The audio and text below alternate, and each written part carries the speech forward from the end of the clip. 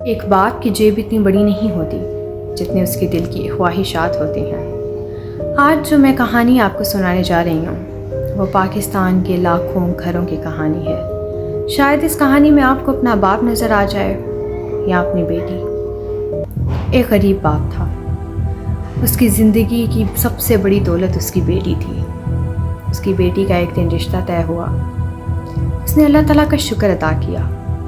مالی حالات مضبوط نہیں تھے، چھوٹا سا کاروبار تھا، لیکن اس نے کسی چیز کی پرواہ نہ کی۔ پھر منگنی کا دن آ گیا۔ لوگوں نے کہا رسم شان سے ہونی چاہیے۔ اس نے قرض لیا، صرف اس لیے کہ کہیں لوگ یہ نہ کہیں کہ ایک باپ نے اپنی بیٹی کی خوشی کے لیے منگنی کی رسم بھی ٹھیک سے نہ کی۔ پھر لوگوں نے منگنی والے دن تصویریں کھنچوائیں، مسکراہٹیں بانٹیں، لیکن کسی نے اس باپ کے دل میں چلتا ہوا طوفان نہیں دیکھا۔ منگنی کا دن بھی ختم ہو گیا۔ پھر لڑکے والوں کی طرف سے پیغام آیا کہ شادی جلدی کرنی ہے، اور یہ الفاظ سنتے ہی اس باپ کی نیندیں اڑ گئیں۔ وہ اس دن رات سوچتا رہا کہ اتنی جلدی سب کچھ کیسے ہوگا۔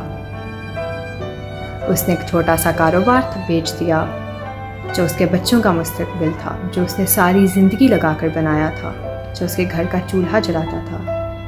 وہ دن رات روتا اللہ تعالیٰ کے سامنے اور یہ دعا کرتا، یا اللہ میری بیٹی کی عزت رکھ لینا۔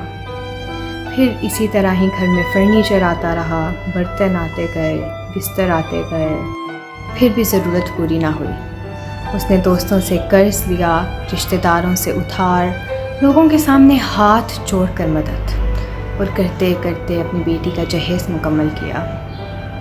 پھر آخری امتحان باقی تھا، بارات کی دعوت۔ اس نے حساب لگایا کہ صرف 2 مہینے اور مل جائیں تو سب کچھ عزت ساتھ ہو جائے گا۔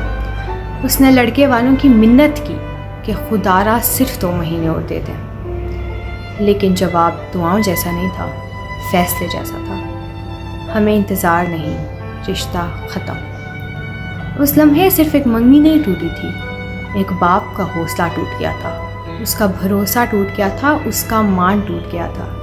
جس گھر کو وہ کل سجانے کے خواب دیکھ رہا تھا، آج اسی گھر کے کونے میں بیٹھ کر رو رہا تھا۔ اس نے اپنی زندگی کی جمع پونجی بیچ دی، اس نے اپنا سکون کھو دیا، کاروبار کھو دیا، سب کھو دیا، لیکن صرف اس لیے تاکہ وہ رشتہ داروں کے سامنے اپنی عزت بچا سکے۔ لیکن نہ عزت بچی، نہ رشتہ، نہ پیسہ، کیا بچا؟ صرف قرض اور آنسو۔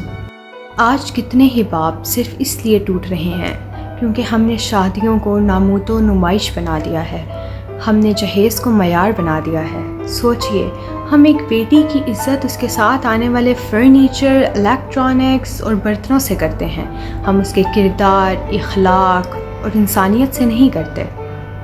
ذرا سوچئے، اگر آپ صلی اللہ علیہ وسلم کی سنت پر عمل ہوتا، اگر جہیز جیسی لعنت نہ لی جاتی، اگر شادیاں آسانی سے کی جاتی، تو اتنے باپ قرضدار نہ ہوتے، اتنی مائیں رات کو یہ نہ سوچتی کہ انہوں نے اپنا سونا کب اور کیسے بیچنا ہے۔ یاد رکھیے، جہیز کبھی گھر نہیں بساتا، وہ صرف گھر اجاڑتا ہے، وہ صرف ایک باپ کو قرضدار بناتا ہے، وہ صرف ایک ماں کو مجبور کرتا ہے، اور جب ایک باپ ٹوٹ جاتا ہے تو اس کی آواز نہیں نکلتی، بلکہ اس کی خاموشی ساری زندگی چیختی رہتی ہے۔